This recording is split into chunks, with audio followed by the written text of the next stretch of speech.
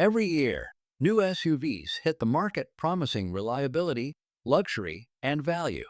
But let's be honest, some of them are pure disasters on wheels. From poor reliability to awful resale value and design choices that make you wonder, what were they thinking? These SUVs are the ones you'll regret the moment the warranty expires. In this video, we reveal the 7 worst SUVs of 2025 to 2026 that only someone truly uninformed would buy, and exactly why they deserve to be avoided like a blown head gasket. Ready? Let's dive into the automotive disasters you'll want to steer clear of. Jeep Compass. The Compass might look rugged and ready for adventure, but looks can be deceiving. This compact SUV has consistently ranked near the bottom in reliability and ownership satisfaction.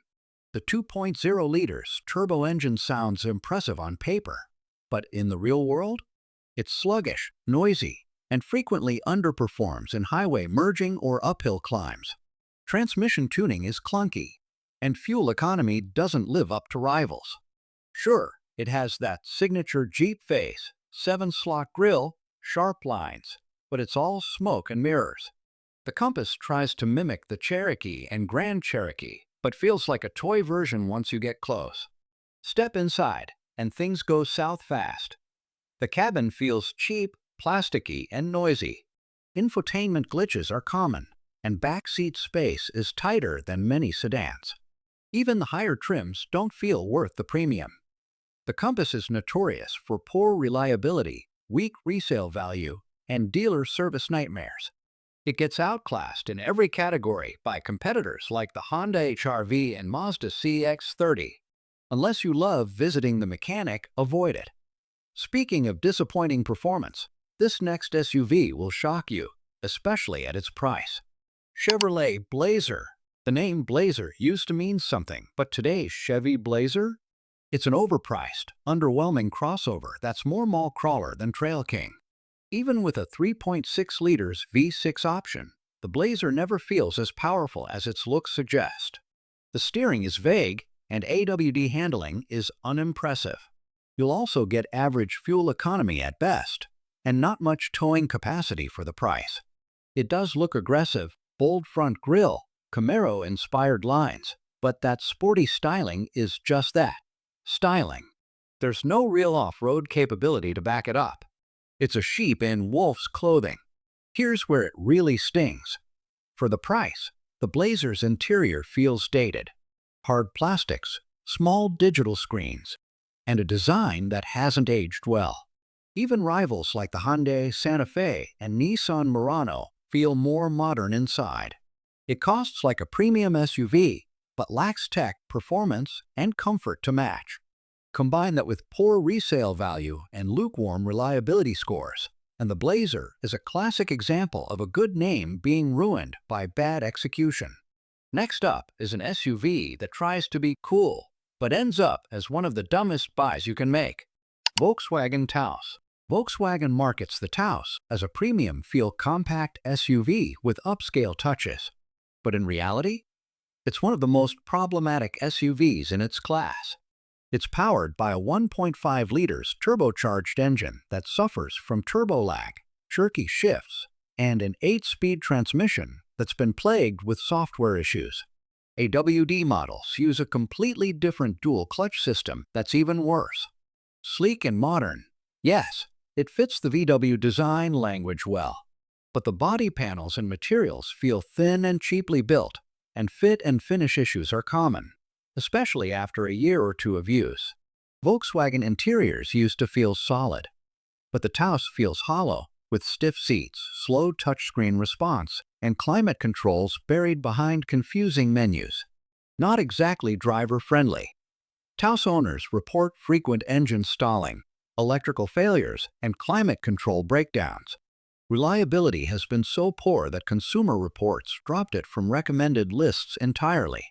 For a brand that prides itself on engineering, this one feels like a rush job. But if you think that's bad, the next SUV shows just how far a luxury brand can fall. Infiniti QX50. Infiniti once stood toe-to-toe with Lexus and Acura. But the QX50? It's proof that not every luxury SUV is worth the badge. It looks promising, but fails almost everywhere that matters.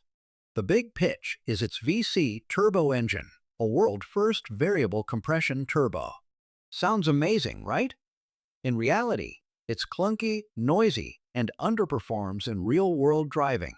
It also has lag issues and worse than average fuel economy for a compact luxury SUV.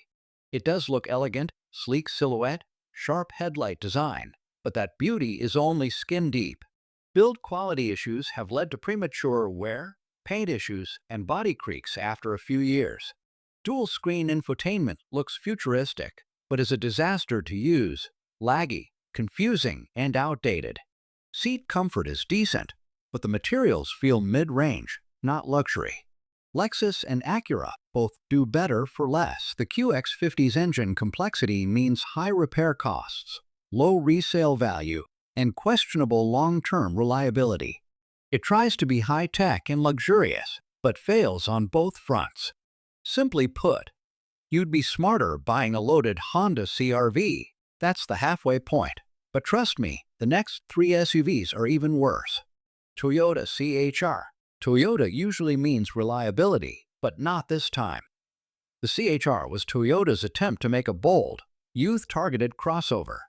Instead, it ended up as a cramped, sluggish disappointment. You'd expect at least decent performance, but nope. The 2.0-liter engine churns out a weak 144 horsepower, which means 0 to 60 in over 11 seconds. Forget passing on the highway. This thing struggles to get up a hill with groceries in the back. Yes, it looks wild, swooping lines, edgy cuts, a floating roof, but functionally, that styling kills visibility. Thick rear pillars create massive blind spots, and the rear door handles are just awkwardly placed. Here's the twist. It's even worse inside. Backseat passengers feel claustrophobic due to the tiny windows and low roofline.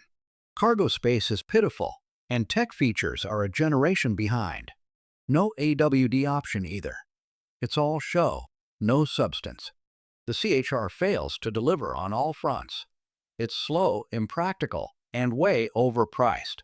Toyota pulled it from the US market for a reason, but used models still haunt the resale lots. If you see one, run.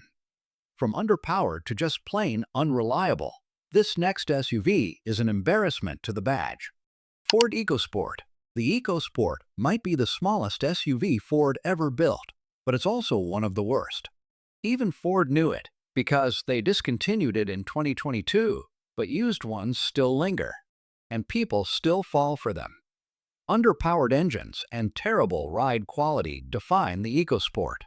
The standard 1.0-liter turbo is painfully slow, and the optional 2.0 liters isn't much better. Handling is jittery, and the suspension crashes over bumps. It's stubby, awkward, and has that ridiculous side hinged rear door that opens into traffic. Seriously, who thought that was a good idea? Inside, things are tight and uncomfortable. The cargo space is laughable, the infotainment system is laggy, and cabin insulation is so poor that you'll hear every pebble under the tires. Even the seats feel like afterthoughts. Not only is it a terrible driving experience, but the EcoSport has among the worst resale value in its class. Add in frequent mechanical complaints, especially related to transmission and suspension, and it's just not worth touching, no matter how cheap it looks. But we've saved the most disappointing SUV for last. This one's a shocker, and it comes from a premium badge. Mercedes-Benz GL. Mercedes is a name that commands respect, but the GL is the exception. Meant to be an entry-level luxury SUV, the GL fails spectacularly in offering either luxury or reliability. The turbocharged 2.0-liter engine is peppy for a while, but long-term durability is questionable, and real-world fuel economy suffers. AWD is available, but the ride is stiff, and it feels more like a hatchback than an SUV. Looks are subjective, but many reviewers note that the GL looks like a bloated hatchback with SUV pretensions. The ride height is low, and it lacks the road presence you expect from a Benz. Here's the kicker. Step inside, and you'll feel underwhelmed immediately. Sure, the digital cluster and ambient lighting look cool, but the seats are firm, rear legroom is tight, and cabin noise is higher than you'd expect. Hard plastics sneak their way in too. Not what you want at this price.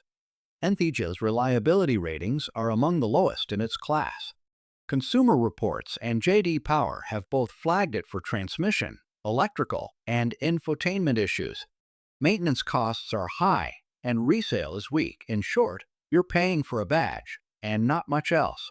According to Consumer Reports, these 7 SUVs, Mercedes-Benz GLA, Ford EcoSport, Toyota CHR, Infiniti QX50, Volkswagen Taos, Chevrolet Blazer, and Jeep Compass consistently fall behind in reliability, owner satisfaction, and long-term value. From uncomfortable rides to poor build quality and mechanical issues, these models simply don't live up to their promises. Bottom line, if you're looking for an SUV that won't disappoint, steer clear of these 7. If this saved you from a bad buy, smash that like button, drop a comment with your own experience, and subscribe for more brutally honest car reviews. Tap the next video to see which SUVs are actually worth your money.